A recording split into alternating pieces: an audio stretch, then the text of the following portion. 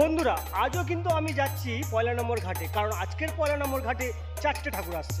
নদীর পাশ জুড়ে কত মানুষ দাঁড়িয়ে আছে এই মুহূর্তে, দেখো এরা কিন্তু সকলেই এই সান্দিক্ষণের সাক্ষী থাকে। 4টে ঠাকুর তো আসছে, কিন্তু 4টে ঠাকুরের সাথে কি কি সাউন্ড আসছে সেটাও কিন্তু দেখাবো আজকের এই ব্লগে।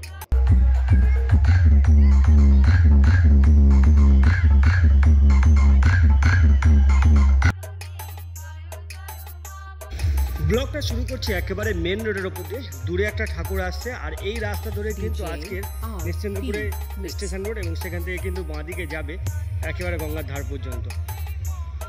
পুলপের এদিক দিয়েও একটা বিশাল সাউন্ড সিস্টেম নিয়ে ঠাকুর আসছে, এদিক দিয়েও যেমন ঠাকুর আসছে, উল্টো দিক দিয়েও কিন্তু ঠাকুর আসছে।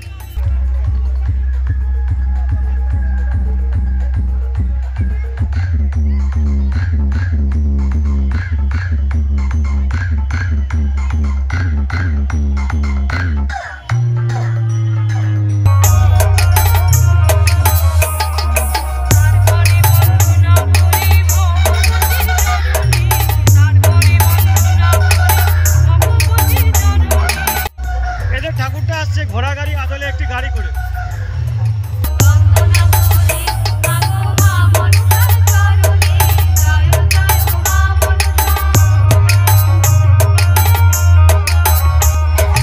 DJ RP Mix.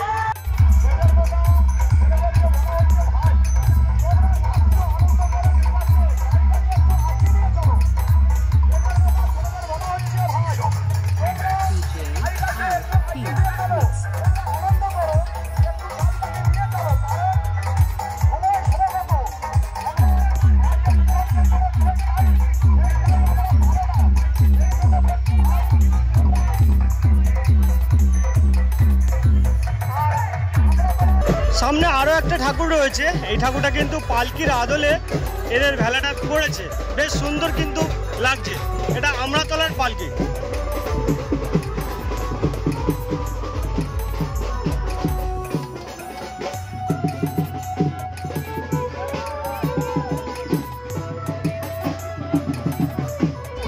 প্রতিবারের মতন এবারেও একেবারে ঘাটে চলে এসেছি, আর প্রত্যেকটা পুজো কমিটির যে ভেলা, কলার যে ভেলা, সেগুলো কিন্তু রাখা রয়েছে।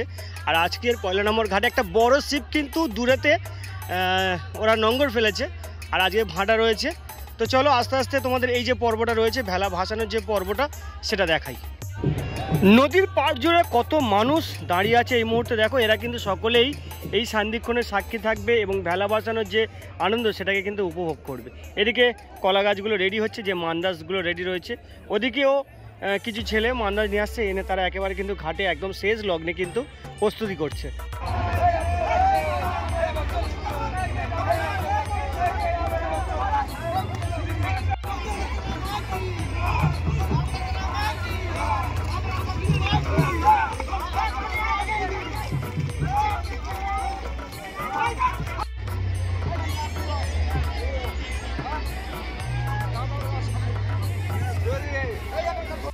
প্রত্যেকটাই ভেলা একেবারে গঙ্গার একদম কিনারাতে চলে এসেছে, এবং ঠাকুরগুলোকে কিন্তু পরপর তোলা হচ্ছে, এবং আস্তে আস্তে সমস্ত ঠাকুরকে ভাসিয়ে দেওয়া হবে একেবারে স্রোতের মধ্যে।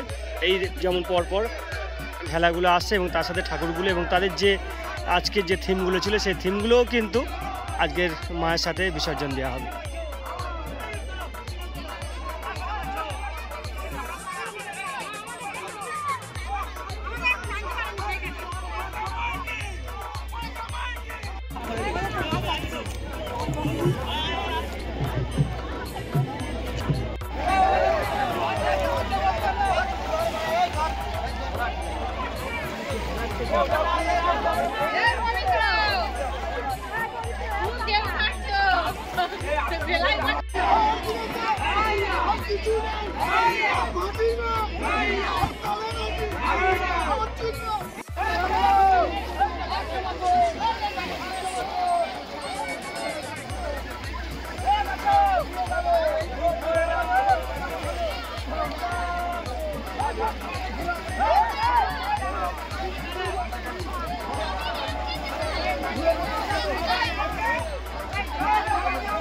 একটা ভেলা এখানে ভাসানো হচ্ছে, আর এদের হচ্ছে ঠাকুর, এই ঠাকুরটাকে ভেলায় তোলা হবে এবং মান্দাজের ওপর দিয়ে ঠাকুরটাকে বিসর্জন করা হবে। তো এই ব্লগটা এখানে শেষ করলাম।